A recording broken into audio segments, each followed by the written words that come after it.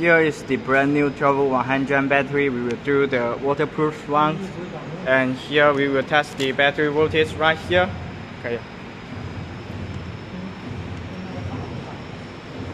Right now the battery voltage is 30.18, and right now the time is 11.12, and we will do the test run with this discharging machine.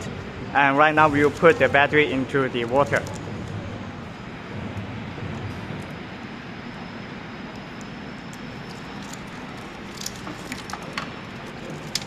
那个东西拿过来压一下。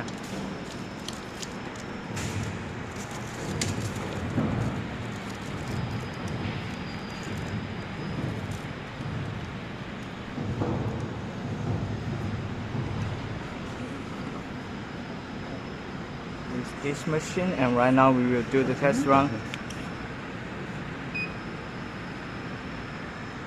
with the 2 amps to discharging this battery. Right here we will discharge it for 30 minutes, and right now you can see the voltage at and right now the time. After 30 minutes I will check again.